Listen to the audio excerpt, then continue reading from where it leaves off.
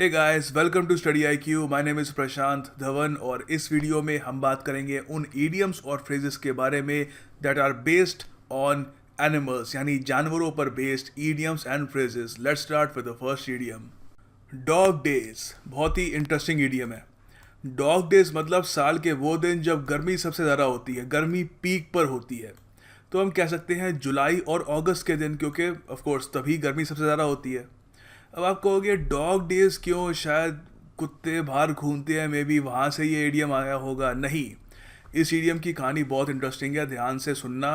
एक बार समझ लोगे तो सारी उम्र याद रहेगा। देखो, एंशियंट रोमन्स ने नोटिस किया, एंशियंट रोमन्स आपको पता है रोमन एम्पायर था, वहाँ के जो लोग थे उनकी बात कर रहा हूँ। उन्होंने नोटिस किया कि गर्मी सबसे ज़्यादा जुलाई और अगस्त के महीने में पड़ती है। और उन्होंने एक और चीज़ नोटिस करी कि इन्हीं दो महीने के बीच एक बहुत ही ब्राइट स्टार स्काई में आ जाता है। एक्चुअली बहुत ब्राइट नहीं, the brightest star in the sky, जिसका नाम है साइरस, वो अचानक से आसमान में आ जाता है। अच्छा, साइरस के बारे में आपको ये भी बताना चाहिए कि ये केनिस मेजर कॉन्स्टिलेशन का पार्ट है। कॉन्स्टिलेशन आपको पता ही होगा कि आसमान में अगर बहुत सारे सितारे मिलके कोई शेप वगैरह बना लेते हैं तो उसको एक कॉन्स्टिलेशन कहते हैं। सितारों का ग्रुप होता है वो। एक बहुत ही फेमस एक ग्रुप है, एक कॉन्स्टिलेशन है कैनिस मेजर, जिसकी शेप एक कुत्ते जैसी है। आप अगर गूगल करोगे कैनिस मेजर आपको दिखेगा, बहुत वहाँ पे आपको लगेगा कि कुत्ते जैसी शेप है उसकी। जो कॉन्स्टिलेशन है उसका ब्राइटेस्ट जो स्टार है वो है साइरस। एक्चुअली सिर्फ उस कॉन्स्टिलेशन का नहीं, पूरे स्काई का। तो उन्होंने कहा कि इस कॉन्स्टिलेशन का ब्राइटेस्ट स्टार भी यही है, आसमान का भी ब्राइटेस्ट स्टार भी यही है, और इन्हीं दो महीनों के बीच में आता है, तो इसका गर्मी से कोई ना कोई रिलेशन होगा। तो उन्होंने ये लॉजिक लगाया कि इस स्टार की जो रोशनी है, शायद ये इतना ब्राइट स्टार है कि ये धरती तक भी इसकी रोशनी पहुंचती है, तभी धरती का तापमान भी इतना ज़्यादा बढ़ गया है। हालांकि ये साइंटिफिकली करेक्ट लॉजिक है नहीं, बट उस टाइम के हिसाब से उन्होंने अपना दिमाग ऐसे लगाया। सो तभी से सिंस साइरस एक स्टार था जो कैनिस मेजर का एक पार्ट है, कैनिस मेजर एक कुत्ते जैसी कॉन्स्टिलेशन है, तो उन्होंने साइरस को एक और नाम दे दिया, वो था द डॉग स्टार। ठीक है, कॉन्स्टिलेशन की वजह से। तो तब से जब भी साइरस आसमान में आता था इन दो महीनों के लिए, जुलाई और अगस्त के लिए, रोमन्स कहते थे डॉग डे शुरू हो गए, अब तो बहुत ज़्यादा गर्मी आएगी, क्योंकि साइरस की रोशनी भी, एक तो हमारे सन की रोशनी धरती पे आ रही है, उसके अलावा साइरस भी अब हीट पहुंचाएगा धरती पे, तो बहुत ही ज़्यादा गर्मी का अब ये टाइम आएगा। ठीक है, सो वहीं से आता है मतलब डॉग डेज का। तो मैं उम्मीद करता हूँ आप कभी भूलोगे नहीं, बट टू मेक श्योर कि आप कभी ना भूलो, मैं आपके लिए दो सेंटेंसेस भी लाया हूँ। मैं आपको एनकरेज करूँगा कि आप भी इस पर सेंटेंस बनाइएगा, क्योंकि अगर आप कुछ लिखोगे तो आपके माइंड में वो चीज़ बस जाएगी। तो पहला यहाँ पे सेंटेंस है, I sleep in the basement during the dog days of August. Simple सा सेंटेंस है, doesn't really require a lot of explanation.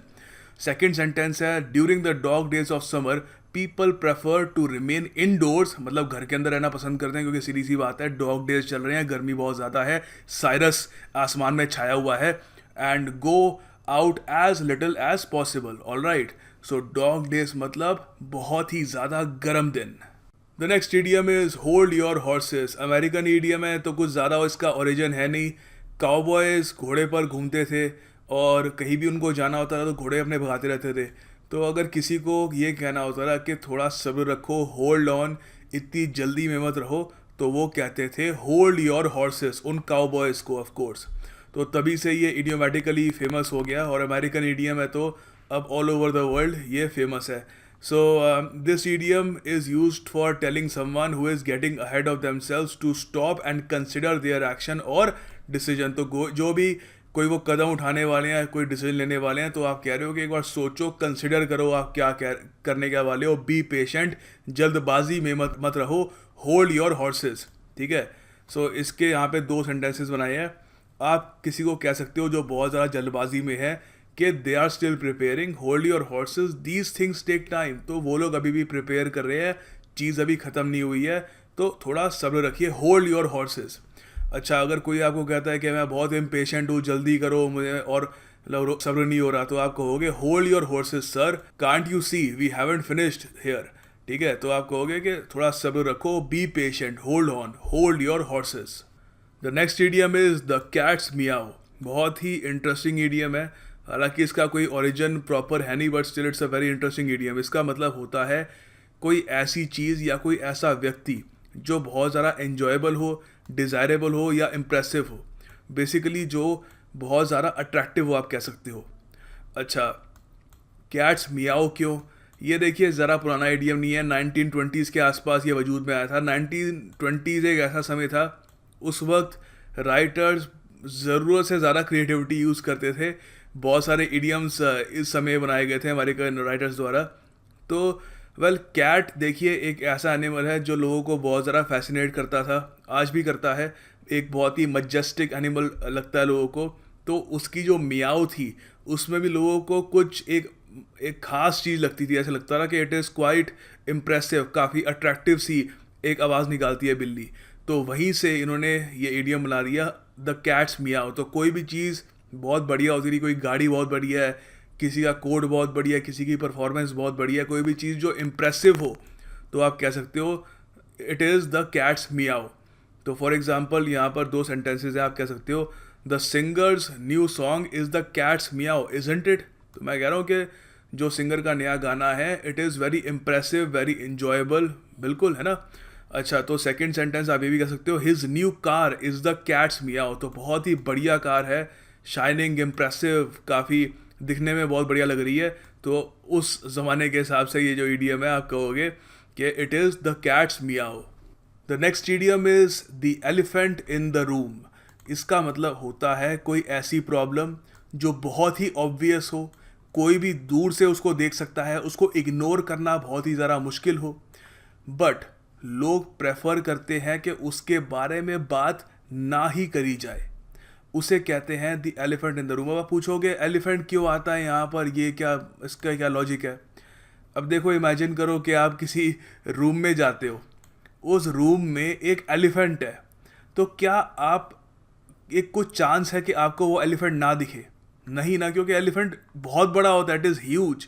तो कोई भी किसी रूम में जाए तो वहाँ पर एलिफेंट हो तो 100% चांस है कि वो उसको नोटिस करेगा। हाँ, उसके बारे में वो बात ना करना चाहे, उसको एक तरीके से इंटेंशनली प्रिटेंड करे कि वहाँ पर एलिफेंट नहीं है, वो अलग बात है। बट सबको पता है कि वहाँ पे एक प्रॉब्लम है, एक इशू है, एक it is like an elephant in the room. एक बहुत ही बड़ा इशू है जो सबको दिख रहा है। तो इससे रिलेटेड दो सेंटेंस है, इससे आपको क्रिस्टल क्लियर हो जाएगा कि इसको यूज़ कैसे करना है इन एन एक्चुअल सेंटेंस। देखो, आप लिख सकते हो कि humanitarian crisis in Syria is American militaries elephant in the room. तो आपको पता है सीरिया में इस वक्त सिविल वॉर चल रही है, वहाँ पर बहुत लोग मारे जा रहे हैं। तो देखो, वहाँ पर सबको पता है कि ह्यूमैनिटेरियन क्राइसिस है, बच्चे मारे जा रहे हैं, रोज़ हम अखबार पे देखते हैं आज जितने लोग मर गए, आज जितने लोग मर गए। बट लोग इतना उसको डिस्कस करना चाहते नहीं है, खासकर अमेरिकन मिलिट्री, क्योंकि वो बस फोकस्ड है कि अपने ऑब्जेक्टिव क्या है, रशिया को पीछे धकेलना है, अपनी प्रेजेंस वहाँ पे जमानी है। बट ह्यूमैनिटेरियन क्राइसिस क्या है? It is like an elephant in the room. एक ऐसी प्रॉब्लम है जो अमेरिकन मिलिट्री को पता है कि वहाँ पर हो रही है और लोग मारे जा रहे हैं, बट वो उसके बारे में ना बात करना चाहते हैं, ना उसको एड्रेस करना चाहते हैं। ठीक है, एक तो ये हो गया। हम ये भी कह सकते हैं the fact that his brother had a tattoo on his face was a big elephant in the room at every family gathering. तो अब देखो, अब मान लो कोई किसी का कोई भाई हो, उसके सीधा मुंह पे टैटू बनाओ, बड़ा सा, उसने माइक टाइसन जरा टैटू बना रखा हो अपने अपने मुंह पे। तो कोई भी फैमिली गैदरिंग होगी, सब लोग मिलने जुलने के लिए आएंगे, तो सबको सीधी सी बात है उसका टैटू दिखेगा, ऑब्वियस सी बात है, ये चांस ही नहीं है कि वो दिखे ना, क्योंकि सीधा शक्ल पे है। बट लोग बात करना पसंद नहीं करते कि क्या अजीब सा टैटू है, कोई शक्ल पे टैटू कौन बनाता है वगैरह। तो it is like the elephant in the room. सबको दिख रहा है, प्रॉब्लम है, अजीब सा लग रहा है, बट लोग जानबूझकर उसके बारे में बात नहीं करते। ठीक है, सो होपफुली आपको क्रिस्टल क्लियर हो चुका होगा इसका meaning, the elephant in the room, an obvious problem or difficult situation that people do not want to talk about. The lion's share. The lion's share मतलब किसी भी चीज़ का सबसे बड़ा पोर्शन। ये जो ईडीएम है, सीधी सी बात है, जंगल से ही आता है। जंगल में आपको पता है अगर शेरनी कोई शिकार करे तो उसके बाद जब शिकार धराशायी होता है तो शेर आता है, सबसे बड़ा पोर्शन जो होता है शिकार का वो शेर खाता है। तो वहीं से ये ईडीएम आया है, किसी भी चीज़ का सबसे बड़ा पार्ट, सबसे बड़ा पोर्शन वो होता है द लॉयंस शेयर। इससे कुछ हम सेंटेंसेस भी बना सकते हैं। देखो ईडियम जानना काफ़ी नहीं होता, उसको सेंटेंसेस में यूज़ कैसे करना है वो बहुत इंपॉर्टेंट है. This is how you will be able to memorize all these idioms. तो इस पर सेंटेंस भी बनाइएगा. पहला सेंटेंस है China wants the lion's share of the world's wealth. तो आपको पता ही है China is very much a developed country now. Developed country तो नहीं but it's a very rich country now. Foreign exchange काफ़ी हद तक उनके पास है. तो OROB और ग्वादर में इन्वेस्टमेंट करके क्या कर रहे हैं, they want the lion's share of the world's wealth. अच्छा, हम ये मुकेश अंबानी के लिए भी कह सकते हैं. Mukesh Ambani desires the lion's share of India's telecommunication industry. Finally हम ये भी कह सकते हैं ही स्पेंड्स, वो खर्चता है the lion's share of his salary on video games. तो वीडियो गेम्स का शौकीन है, तो ज़्यादातर जो उसकी सैलरी आती है उसका एक बड़ा चंक, ठीक है, वो वीडियो गेम्स में खर्च देता है. सो याद रखिएगा lions share. The next idiom is very funny और बहुत इंटरेस्टिंग है. एक बार आपको समझाऊंगा. इनिशियली थोड़ा आपको बैफल करेगा, बट एक बार इसका ओरिजिन समझ जाओगे then it will make sense. That really gets my goat. इसका मतलब होता है कि वो चीज़ आपको बहुत ही ज़्यादा अनॉय करती है या गुस्सा दिलाती है. तो इफ़ समथिंग गेट्स योर गोट, मतलब आपको वो चीज़ बहुत ज़्यादा अनॉय कर रही है या गुस्सा दिला रही है. अब आप कहोगे कि गोट कहाँ से आ गया, गोट से गुस्से का क्या मतलब. अब देखो ये जो ईडियम है ना, ये आता है हॉर्स रेसिंग के स्पोर्ट से. अब आप कहोगे हॉर्स रेसिंग से कैसे आता है. वेल देखिए, काफ़ी हद तक जो हॉर्सेस होते हैं जिनको अगले दिन रेस पे पार्टिसिपेट करना होता है, तो माना जाता था कि उनका जो स्टेबल होता है जहाँ पे हॉर्सेस को ठहराया जाता है, जहाँ पे वो रखे जाते हैं, वहाँ पर अगर एक गोट बांध दी जाए हॉर्सेस से कुछ डिस्टेंस पे, ऑफ कोर्स वो हॉर्सेस को काम करती है, उनको ठंडा रखती है ताकि अगले दिन वो रेस में अच्छा परफॉर्म कर ले. तो कई बार कुछ राइवल्स, एक दूसरे के जो प्रतिद्वंदी होते हैं हॉर्स रेसिंग में, वो रात को चुपके से दूसरे की जो गोट है वो खुली छोड़ देते थे या चुरा लेते थे, ताकि जो घोड़ा है वो काम ना रहे, कंपोज ना रहे और अगले दिन उसकी परफॉर्मेंस में फ़र्क आए. तो वहीं से ये ईडीएम आया है कि जब भी कोई कंपेटिटर ये करता रहा, सामने वाले की जो गोट है वो ले लेता था, तो ऑफ कोर्स जिसकी गोट ली गई है और या जिसका घोड़ा अब काम नहीं होगा, वो बहुत ज़्यादा एनॉयड हो जाएगा, वो बहुत ज़्यादा एंग्री हो जाएगा. So this is the story behind this idiom. So इससे रिलेटेड कुछ सेंटेंसेस करते हैं just so we can memorise this idiom properly. I hate that actor, he really gets my goat. तो किसी एक्टर से अगर आप मतलब थोड़ा आपकी नाखुशी, आप पसंद नहीं करते उनको, तो आप कहोगे ही रियली गेट्स माई गोट. अब ये भी कह सकते हो my neighbour is such a bitter man, कड़वा आदमी है. My neighbour is such a bitter man, he really gets my goat. Kim Jong Un got Trump's goat when he defied him. Defied मतलब कि उसका जो एक तरीके से आप कह लो वार्निंग जो थी वो उस पर ध्यान नहीं दिया, उसको डिसओबे कर दिया. किसी को डिफाई करना मतलब किसी को डिसओबे कर दिया. तो ट्रंप ने आपको पता ही है वार्निंग दी थी नॉर्थ कोरिया को कि मिसाइल टेस्ट मत करो, बट किम जोंग उन ने कहा कि नहीं हम करेंगे. सो हम कह सकते हैं Kim Jong Un got Trump's goat. उनको बहुत ज़्यादा एनॉय कर दिया, एंग्री कर दिया and tested his nuclear bomb. So this is that really gets my goat, a very beautiful and funny idiom. अगला इडियम है पिग हेडेड. पिग हेडेड मतलब कोई ऐसा आदमी जो बहुत क्लोज माइंडेड हो. क्लोज माइंडेड मतलब नए आइडियाज़ को लेकर बहुत ज़्यादा एक्सेप्टिंग ना हो, जो उसका रिजिड माइंडसेट है उसी पर ही डटा रहे. इनफ्लेक्सिबल हो, फ्लेक्सिबल का उल्टा. आप यहाँ पे रिजिड वर्ड भी यूज़ कर सकते हो, RIGID. उसके अलावा हम कह सकते हैं स्टबर्न, ज़िद्दी भी हो सकता है. Refuse to change their mind about things. सीधी सी बात है, जो स्टबर्न हो, जो रिजिड माइंडेड हो, वो अपना माइंडसेट चेंज करने को तैयार नहीं रहेगा, even if that person is provided with a lot of facts. तो पिग हेडेड क्यों, पिग कहाँ से आ गया. देखो पिग एज एन एनिमल, इसका कोई ओरिजिन नहीं है. पिग एज एन एनिमल मानते हैं कि उसका जो व्यवहार होता है ना, बड़ा स्टबन सा होता है. अगर आप पिग से कुछ करवाना चाहो ना, तो ज़्यादातर वो करेगा नहीं. जो उसका मन कर रहा होगा या जो उसको लगेगा सही है वही करेगा, इवन दो आप उसका भला चाहते हो. सो ये काफ़ी हद तक पिग के कैरेक्टरिस्टिक्स है. सो वहीं से ये इडियम आता है पिग हेडेड. ठीक है, तो हम इसके कुछ सेंटेंसेस बना सकते हैं. One shouldn't be pig headed when it comes to money. तो पैसे को लेकर स्टबर्न, जिद्दी नहीं होना चाहिए ऑफ कोर्स. या कुछ भी डालो यहाँ पे, when it comes to relationship, friendship, जो भी आपका मन करे यहाँ पे सेंटेंस में डाल सकते हो. अब ये भी कह सकते हो my friend is quite pig headed when it comes to buying laptops. तो कोई आपका दोस्त हो जिसको एक सडन ब्रांड का लैपटॉप ही पसंद है, डेल का पसंद है, एसर का पसंद है, एसर का ही लूंगा मैं. So he is quite pig headed about it. Stubborn है he refuses to change his mind, के और ब्रांड के लैपटॉप भी अच्छे हो सकते हैं. सो ये भी एक तरीका है इस ईडीएम को इस्तेमाल करने का. Pig headed, वीजल out of something, इसका मतलब होता है कि कोई रिस्पॉन्सिबिलिटी हो किसी पर, या फिर कोई उसने कमिटमेंट कर रखी हो, उस कमिटमेंट या रिस्पॉन्सिबिलिटी से चुपचाप इन अ स्नीकी वे बच निकलना. अब आप कहोगे वीजल क्या होता है? वीजल हिंदी में इसका अर्थ होता है नेवला. नेवला तो आपको पता ही होगा क्या होता है. अब आप में से शायद कुछ लोग कहोगे कि नेवला तो सांप को मार जाता है, तो हम यहाँ पर वीजल आउट समथिंग क्यों सेंटेंस ये इडियम बनाते हैं? देखो, वैसे सांप को तो नेवला मार देता है, वीजल मार देता है, और अपने आप में काफ़ी स्ट्रॉन्ग एक क्रीचर है. बट हम यहाँ पर वीजल आउट समथिंग जब लिखते हैं तो एक तरीके से जो उसकी एजिलिटी है, काफ़ी एजाइल क्रीचर है वीजल. कोई भी कहीं भी उसको कोई प्रॉब्लम दिखती है तो बिल्कुल चुपके से वहाँ से भाग भी सकता है वो. तो उसके हिसाब से ये इडियम बना है, ठीक है, और कोई ओरिजिन नहीं है इसका. तो इस पे कुछ हम सेंटेंस हम बना सकते हैं. My brother always tries to weasel out of doing the dishes. Doing the dishes का मतलब बर्तन साफ करना, बर्तन जो होते हैं उनको साफ करना. तो मेरा भाई क्या करने की कोशिश करता है कि उसको बर्तन ना धोने पड़े. He tries to weasel out, ठीक है, तो बच निकलने की कोशिश करता है कि ये जिम्मेदारी मेरे पे ना आ जाए. सेकेंड सेंटेंस है, he used all kinds of excuses to weasel out of paying his bills. तो उसने हर टाइप के बहाने मारने की कोशिश की ताकि जो बिल पेइंग की जो एक तरीके से रिस्पॉन्सिबिलिटी कह लो, ठीक है, उससे वो बच निकले इन अ स्नीकी वे, ठीक है. So this is weasel out of something. Let the cat out of the bag, interesting idiom है, बट इसका कोई प्रॉपर ओरिजिन नहीं है.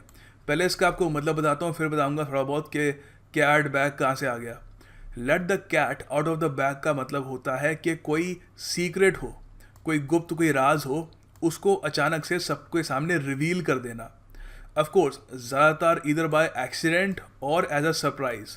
तो अगर आप कोई ऐसी चीज़ सडनली किसी को बता देते हो जो सामने वाले आदमी को सरप्राइज कर दे, तो you just let the cat out of the bag. Alright, तो कैट कहाँ से आती है? देखो, इसका भी प्रॉपर एक ओरिजिन तो है नहीं, अमेरिकन ईडियम है. इसका मतलब बेसिकली यही होता है कि अगर कोई बैग हो, उसमें से सडनली बिल्ली निकल जाए, तो यू विल बी सरप्राइज, क्योंकि बैग में से बिल्ली निकलेगी ये कोई एक्सपेक्ट तो करेगा नहीं. अगर आपके सामने एक बैग पड़ा हो तो आप बहुत सारी चीज़ें सोच सकते हो, कपड़े होंगे, खाने की चीज़ होगी, अगर बिल्ली निकल जाए तो of course you will be surprised. तो वही इसका एक ओरिजिन है, कोई प्रॉपर और कोई कहानी नहीं है इसकी. सो यहाँ पर इसके दो सेंटेंसेज है. She let the cat out of the bag and finally told her parents about her plans of getting married. तो सीधी सी बात है, एक सीक्रेट था. She had plans of getting married, but finally उसने जो अपने प्लान्स थे कि मैं शादी करूँगी, अपने पेरेंट्स को बता दिए. And she let the cat out of the bag. Alright, so second sentence है, don't forget that this is a secret, so whatever you do don't let the cat out of the bag. तो अगर आप किसी को ये बोलना चाहते हो कि राज की बात राज ही रहनी चाहिए, तो आप वहाँ पर ये सेंटेंस यूज़ कर सकते हो कि ये भूल मत जाना कि ये एक राज है, और चाहे जो भी करो, don't let the cat out of the bag. ये सीक्रेट लोगों के सामने खुलना नहीं चाहिए, रिवील नहीं होना चाहिए. Alright, so this is let the cat out of the bag.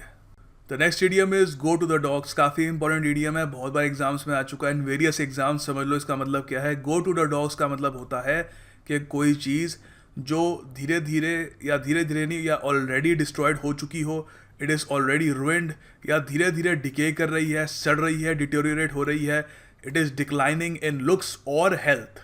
जैसे कि ये कार है, it has gone to the dogs. अच्छा, तो यहाँ पर गो टू द डॉग्स क्यों, डॉग्स कहाँ से आ गए? ये ब्रिटिश इडियम है, बहुत ही सिंपल सा मीनिंग है कि आपको पता है कि ब्रिटेन एक बहुत ही ठंडा देश है, वहाँ पे नॉन वेजिटेरियन फूड बहुत कंज्यूम करते हैं, मीट वगैरह. तो मीट काफ़ी बार सड़ भी जाता है. तो कभी कोई मीट वगैरह सड़ जाता था ना, तो वो कुत्ते को दे देते थे, कुत्ता खा लेता था उसको. तो कोई भी अगर फिर इवेंचुअली एक इडियम बन गया कि कोई भी चीज़ सड़ जाती थी, जो चाहे वो ब्रेड हो या सब्जी हो या मीट हो, अगर वो सड़ जाती थी तो कहते थे this has gone to the dogs, कि ये बिल्कुल अब सड़ चुकी है. तो इससे रिलेटेड कुछ सेंटेंसेज हैं just to make it clear how to actually use this while writing. My friend's car has gone to the dogs. तो क्या हुआ है उसकी गाड़ी को? बिल्कुल अब बर्बाद हो चुकी है, जैसे कि ये गाड़ी है, it has gone to the dogs, decay कर चुकी है, डिक्लाइन कर चुकी है. अच्छा, आप ये भी कह सकते हो द कंपनीज रेप्यूटेशन. ज़रूरी नहीं है कि कोई टेंजिबल चीज़ ही यहाँ पर उसके लिए आप यूज़ कर सकते हो ये इडियम। कोई इनटेंजिबल चीज़ हो, जैसे रेपुटेशन हो, टेंजिबल मतलब जिसको आप छू सकते हो, इनटेंजिबल जिसको आप छू नहीं सकते। रेपुटेशन जो होती है, क्या उसको आप छू सकते हो? नहीं छू सकते। तो वहाँ पर भी आप ये इडियम इस्तेमाल कर सकते हो अगर आप अपनी क्रिएटिविटी यूज़ करो तो the company's reputation has gone to the dogs, बिल्कुल ही अब डिस्ट्रॉयड, रुइंड हो चुकी है। सो याद रखिएगा, go to the dogs. The next idiom is let sleeping dogs lie.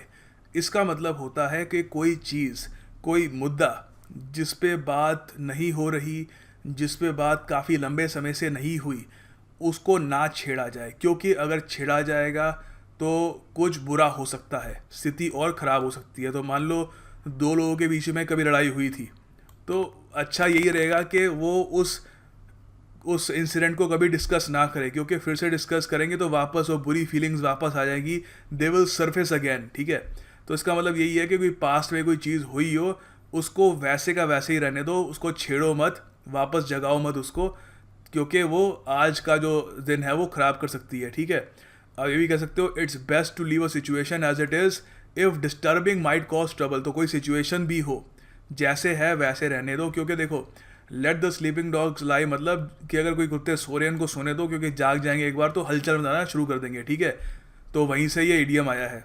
तो यहाँ पर इसका सेंटेंस बनाया मैंने कि I wanted to tell her what I thought but I decided to let sleeping dogs lie. तो मैं चाहता था कि जो मैं सोच रहा हूँ वो बता दूँ, बट मैंने सोचा कि पुरानी बातों को जगाना ठीक नहीं है, आज की स्थिति खराब हो सकती है, तो I decided to let sleeping dogs lie. ठीक है, सो याद रखिएगा, it's a very important idiom. The next idiom is throw to the wolves. Throw to the wolves का मतलब होता है किसी को एक बहुत ही ज़्यादा ख़राब सिचुएशन में डाल देना जहाँ पर उस पर अटैक होगा। ज़रूरी नहीं है फिजिकल अटैक भी ही हो, वर्बल अटैक भी हो सकता है, उसको क्रिटिसाइज़ किया जाएगा बुरी तरीके से। बेसिकली एक बहुत ही ख़राब सिचुएशन में किसी को डाल देना। ज़्यादातर when you throw someone to the wolves, आप वो ये तब कर रहे होते हो जब आप खुद को या किसी दूसरे इंसान को बचाना चाहते हो। तो बेसिकली एक आदमी को बचाने के लिए दूसरे को आप सेक्रीफाइस कर रहे हो, जिसको आप सेक्रीफाइस कर रहे हो उसके लिए आप कह सकते हो that person is being thrown to the wolves. अच्छा, इससे रिलेटेड एक बहुत ही फेमस एक कोट है, लोग फेसबुक वगैरह पे बहुत शेयर करते हैं, throw me to the wolves and I will come back leading the pack. तो एक काफ़ी मोटिवेशनल सी एक कोट है कि अगर कोई मुझे भेड़ियों के बीच में फेंक भी देता है, तो जब मैं वापस आऊँगा ना, तो वो भेड़िए मेरे दोस्त होंगे और वो मैं उनका लीडर बन के वापस आ रहा हूँ। तो बेसिकली इसका मतलब यही होता है कि अगर कोई प्रॉब्लम्स में मुझे धकेल भी देता है, तो उन प्रॉब्लम्स को मैं अपनी स्ट्रेंथ बनाकर वापस लौटूंगा। ठीक है, तो ये एक काफ़ी फेमस कोट है, ये भी आप समझ गए। उसके अलावा थोड़ा टेक्स्ट बुक स्टाइल में अगर सेंटेंस बनाना है तो आप कह सकते हो he threw his best friend to the wolves when the scandal broke out. तो उसने क्या किया, कोई स्कैंडल ब्रोक आउट हो गया होगा जिसकी वजह से प्रॉब्लम आने वाली थी दोनों को, तो उसने एक तरीके से खुद को बचाने के लिए अपने फ्रेंड को एक बहुत ही मुश्किल स्थिति में डाल दिया। He threw his friend to the wolves. Alright, तो हाँ, ज़रूरी भी नहीं है कि खुद को बचाने के लिए उसने किया हो। ठीक है, यूजुअली ऐसे इसका मीनिंग होता है, बट इसका बेसिक मीनिंग यही होता है कि किसी को एक बहुत ही ख़राब सिचुएशन में डाल देना, to throw someone to the wolves. The next idiom is cold turkey. Turkey एक बर्ड सी होती है और उसको यूएस में काफ़ी बार थैंक्स गिविंग के टाइम उसको खाया भी जाता है, उसकी एक डिश बनाई जाती है। अच्छा, तो कोल्ड टर्की का क्या मतलब हो गया? कोल्ड टर्की का मतलब बड़ा अजीब सा है, आपको समझाऊंगा इसका मतलब क्या है। ओरिजिन इसका वैसे पक्का नहीं है, बट जो लोग ज़्यादातर मानते हैं वही ओरिजिन आपको मैं बता दूंगा।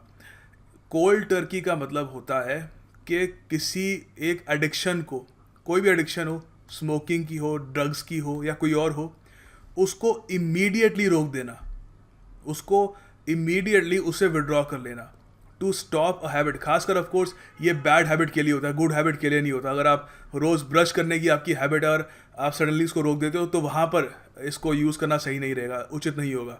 तो ऑल राइट, अब कोल्ड टर्की क्यों? देखिए, ये इडियम ज़्यादातर जो यूज़ करते थे लोग, वो करते थे ड्रग एडिक्ट्स के लिए। कोई ऐसा इंसान जो पहले ड्रग्स का सेवन वगैरह करता हो, वो सडनली उसको करना बंद कर दे। तो कोई भी अगर ड्रग का आप सेवन कर रहे हो, अचानक से बंद करते हो, तो विड्रॉल सिम्टम्स होते हैं। विड्रॉल सिम्टम्स में क्या रहता है कि कुछ आपकी बॉडी पे कुछ असर आता है, कि सडनली एक चीज़ जो आपकी बॉडी जिससे बहुत ज़्यादा यूज टू थी, वो आपसे छीन ली गई है, तो बॉडी को रिएक्ट करती है उससे। तो कई बार देखा गया उन लोगों की स्किन जो है ना वो टर्की जैसी हो जाती है, जो ये चिड़िया है कोल्ड टर्की जैसी हो जाती है। तो वहीं से ये ईडीएम आया है, टू गो कोल्ड टर्की। अच्छा, तो यहाँ पर इसके दो सेंटेंसेस है। She gave up her drinking habit cold turkey immediately. उसने ग्रेजुअली बंद नहीं करी, कोल्ड टर्की मतलब इमीडिएटली एब्रप्टली उसने बंद कर दी, ठीक है। And had no ill effects, alright. So second sentence है, when drug addicts go cold turkey मतलब अचानक से ड्रग्स का सेवन करना बंद कर देते हैं, they experience a period of extreme suffering, ठीक है। तो सीधी सी बात है, विड्रॉल सिम्टम्स वगैरह होते हैं तो उसकी वजह से दे एक्सपीरियंस एक्सट्रीम सफरिंग। तो याद रखिएगा, कोल्ड टर्की मतलब कोई बैड हैबिट को इमीडिएटली रोक देना। The next idiom is like a fish out of water. इसका मतलब होता है किसी अनकंफर्टेबल सिचुएशन में आ जाना। वैसे ये इडियम का मतलब अपने आप में थोड़ा बहुत क्लियर हो ही जाता है। फिश आपको पता है उसका नेचुरल हैबिटेट होता है वाटर, वहाँ पर वो कंफर्टेबल फील करती है पानी से। उसको अगर आप निकाल दोगे तो वो बहुत ही अनकंफर्टेबल फील करेगी। It might even die actually, but काफ़ी अनकंफर्टेबल फील करेगी, ठीक है। तो इससे रिलेटेड दो सेंटेंसेज हैं यहाँ पर। I am really good at playing football but I am a fish out of water when I try to play tennis. तो वैसे तो अगर आप मुझसे फुटबॉल खिला रहे हो तो काफ़ी अच्छा हूँ मैं उसमें, बट मुझसे अगर टेनिस प्ले करवाओगे, अगर टेनिस खिलवाओगे मुझसे, तो वहाँ पर तो बहुत ही अनकंफर्टेबल फील करूँगा मैं, ऑलराइट। सेकेंड सेंटेंस है, the nervous young man felt like a fish out of water when he joined the new college. तो नर्वस, अब सीधी सी बात है, कभी कभी आप कोई नया कॉलेज नई स्कूल ज्वाइन कर लो तो वहाँ पर भी आप थोड़ा अनकंफर्टेबल फील कर सकते हो अगर आप बहुत ज़्यादा अटैच थे अपने प्रीवियस कॉलेज या स्कूल से, ठीक है। So someone might feel like a fish out of water over there देयर एज वेल। तो इसको यूज़ करने का तरीका है, आप भी इस पर सेंटेंस बनाइएगा, क्रिएटिव सेंटेंस बना सकते हैं इस पर, and I will try to check them. The next idiom is mad as a hornet. Hornet देखिए एक मधुमक्खी जैसा इंसेक्ट होता है, बहुत ही ज़्यादा इसका एक पेनफुल डंक होता है, मधुमक्खी से भी ज़्यादा पेनफुल डंक होता है, बहुत ज़्यादा अग्रेसिव भी होती है, लोगों को मार सकती है हॉर्नेट्स। तो देखो, मैड एज अ हॉर्नेट मतलब बहुत ही ज़्यादा गुस्सा होना। अच्छा, इससे एक सिमिलर इडियम भी है, वो भी याद कर लो, मैंने कहा अलग से कवर नहीं करना चाहिए, दोनों साथ में बता देता हूँ आपको। मैड एज अ वेट हैन। हैन आपको आई होप पता होगा कि मुर्गी को कहते हैं, मुर्गी को इंग्लिश में कहते हैं हैन। तो मुर्गी पे अगर आप पानी डाल दोगे ना तो उसको बहुत गुस्सा आता है, कभी ट्राई मत करना। तो वैसे अगर मुर्गी पे अगर पानी डालोगे तो बहुत ज़्यादा गुस्सा हो जाएगी, तो वो उसका मतलब यही होता है, बहुत ज़्यादा गुस्सा होना। He or she was mad as a wet hen मतलब बहुत गुस्सा थी, ठीक है। तो इस पर मैंने सेंटेंस बनाया यहाँ पर, supreme court's decision made Trump mad as a hornet. तो रिसेंटली आपको पता होगा ट्रंप ने एक डिसीजन लिया था अबाउट रेफ्यूजीज, सुप्रीम कोर्ट ने ओवर रूल कर दिया उसको, और क्या हुआ कि ट्रंप बहुत ही गुस्सा हो गए। He was mad as a hornet, या ये भी कह सकते हो mad as a wet hen. The next idiom is wouldn't hurt a fly. अगर आप कहते हो कि कोई आदमी someone wouldn't hurt a fly, तो मतलब आप ये कह रहे हो कि वो इंसान बहुत ही शांति प्रिय आदमी है, कभी भी किसी को नुकसान नहीं पहुंचाएगा, एक पैसिफिस्ट है जैसे महात्मा गांधी थे। अच्छा, वुडंट हर्ट अ फ्लाई मतलब किसी मक्खी को भी चोट नहीं पहुंचाएगा, इंसान तो दूर की बात है, ठीक है। तो वहाँ से ये इडियम आता है। इसका यहाँ पे सेंटेंस है, I refuse to believe my brother turned violent, he wouldn't hurt a fly. तो अगर कोई मुझे कहता है कि मेरा कोई भाई हो तो वो गुस्सा हो गया अचानक से, उसने हिंसा करनी शुरू कर दी, तो मैं उसके डिफेंस में उसको बचाने के लिए कहूँगा कि मैं तो ये बात नहीं मान सकता कि मेरे भाई ने हिंसा करी होगी, वो किसी मक्खी को भी ना मारे, he wouldn't hurt a fly. The next idiom is kill two birds with one stone. इसका मतलब होता है एक तीर से दो निशाने। ये हर भाषा में आपको ऐसा एक इडियम मिलेगा, ये बहुत ही प्राचीन इडियम है। कहते हैं चाइनीज़ भाषा में सबसे पहले था इसका, कुछ ट्रांसलेशन थी उसकी कि एक पत्थर दो चिड़िया करके, फिर बाद में हर भाषा ने इसका अपना एक वेरिएंट बना दिया। तो इसका मतलब यही होता है कि एक आप जब एक प्रयास कर रहे हो उससे आप दोनों चीज़ें अकॉम्प्लिश कर लो, ठीक है। Get two things done at once. तो इसका एक सिंपल सा मैंने सेंटेंस बनाया यहाँ पे घरेलू, I have to go to the bank and on the way back I will pick up the groceries. Groceries मतलब घर के सामान वगैरह। Killing two birds with one stone, तो सीधी सी बात है, मैं बाहर एक बार जा रहा हूँ, बट मैं दोनों चीज़ें इकट्ठा कर रहा हूँ, बैंक भी जा रहा हूँ और साथ में ग्रोसरीज भी ले आऊँगा। तो यहाँ पे मैं यही कह सकता हूँ कि I am killing two birds with one stone, getting two things done at once. The next idiom is pig out. Pig out का अर्थ होता है कोई चीज़ बहुत ही ज़्यादा मात्रा में खा लेना, ईट अ लॉट ऑफ समथिंग। अच्छा, पिग क्यों? देखिए, पिग आउट का मतलब ये आता है, आपने वैसे कभी पिग को देखा हो, वो बहुत ही ज़्यादा खाता है और बिना रुके खाता है जब वो खाने पे आता है। तो वहीं से ये ईडियम आया, कोई खास इसके पीछे कोई ओरिजिन नहीं है, अमेरिकन ईडियम है। सो यहाँ पर हमने इसका सेंटेंस बनाया है कि he should stop pigging out on fast food if he wants to lose weight. तो अगर वो चाहता है कि उसका वज़न कम हो तो उसको क्या करना चाहिए? बहुत ही ज़्यादा फास्ट फूड खाना बंद करना चाहिए। Alright, he should stop pigging out. The next idiom is straight from the horses mouth. देखो, काफ़ी इंटरेस्टिंग इडियम है। इसका मतलब होता है सीधा किसी डिपेंडेबल या रिलायबल सोर्स से इंफॉर्मेशन पाना। अब ये भी कह सकते हो फ्रॉम द हाईएस्ट अथॉरिटी। अब आप कहोगे हाईएस्ट अथॉरिटी क्यों? अब फॉर एग्जांपल मैं आपको इंडिया के बारे में कोई फैक्ट बताऊं कि इंडिया ने कुछ अकॉम्प्लिश कर लिया है, इनिशियली आप मेरी बात को नहीं मानोगे। फिर मैं आपको पीएमओ की वेबसाइट दिखाता हूँ, प्रधानमंत्री की वेबसाइट, वहाँ पर मैं आपको वही चीज़ लिखी हुई दिखा दूँ तो आप उसको मान लोगे, क्योंकि आप उसको एक डिपेंडेबल और रिलायबल सोर्स मानते हो, सिंस वो हाईएस्ट फॉर्म ऑफ अथॉरिटी है। ऑलराइट, ठीक है। तो आप कहोगे हॉर्सेस माउथ कहाँ से आ गया? देखो, ये जो ईडियम है ये आता है from the sport of horse racing. घोड़े जो आपको पता है उनकी रेस होती है, उस पर कुछ लोग जुआ भी लगाते हैं कि कौन सा घोड़ा हारेगा, कौन सा जीतेगा। तो कुछ लोग क्या करने की कोशिश करते हैं कि घोड़े जिस अस्तबल में रखे जाते हैं वहाँ पर जो आदमी को जिम्मेदारी दी जाती है उनकी केयर करने की, उससे जाके पूछते हैं कि कौन सा घोड़ा ज़्यादा स्ट्रॉन्ग फील कर रहा है, कौन सा घोड़ा ज़्यादा हेल्दी है। तो वहाँ से ये ईडियम आता है कि मैंने अपनी इन्फॉर्मेशन कहाँ से ली है कि मैं इतने सारे पैसे इस घोड़े पे लगा रहा हूँ। तो मैं कहूँगा I got it straight from the horses mouth, क्योंकि जो उनकी केयर कर रहा होता है वो बहुत अच्छे से जानता है उस घोड़े को। तो ऑलमोस्ट उसकी इन्फॉर्मेशन वो ऐसे ही है जैसे घोड़ा खुद बता रहा हो कि मेरी हेल्थ कैसे है। ठीक है, तो ये इसका ओरिजिन है। ठीक है, तो इसका सिंपल सा सेंटेंस बनाया मैंने यहाँ पे, आई डोंट बिलीव इट, यहाँ इट नहीं आएगा, sorry, I don't believe that he is leaving, I am going to interrogate him and hear it straight from the horse's mouth. तो मैं नहीं मान सकता कि वो जा रहा है, मैं उसको इंटेरोगेट करूंगा, उसे पूछताछ करूंगा कि हाँ भाई बता सही बात है या नहीं है, and hear it straight from the horse's mouth. ठीक है, तो सीधी सी बात है, वो क्या निर्णय लेगा उसकी एक बेस्ट सोर्स जो होगा, बेस्ट रिलायबल सोर्स होगा, वो खुद ही होगा। ठीक है, तो वहीं से मैं इंफॉर्मेशन लूंगा। The next idiom is nest egg. Nest egg का मतलब होता है जो पैसा कोई बचाता है भविष्य के लिए, रिटायरमेंट फंड समझ लो। इसका कोई ओरिजिन नहीं है, यही कह लो कि घोंसले में जिस तरीके नेस्ट होता है, घोंसला, एग आपको पता ही है, तो घोंसले में जिस तरीके चिड़िया अपने अंडे को रखती है, तो उसी तरीके से लोग भी अपनी सेविंग्स को रखते हैं कि वो कभी बड़ा होकर कुछ एक बढ़िया फॉर्म लेगी। सो यहाँ पर कुछ सेंटेंसेस हैं इसके, the stock market has given me good returns and help me build a nest egg for my retirement. तो स्टॉक मार्केट से किसी ने अच्छे पैसे कमा लिए हो तो उसने क्या किया है, उसने एक नेस्ट एग बना लिया है उसकी रिटायरमेंट के लिए। ओके, सेकेंड सेंटेंस है, he had built a sizeable nest egg over the years and was ready to retire by the time he reached his 40s।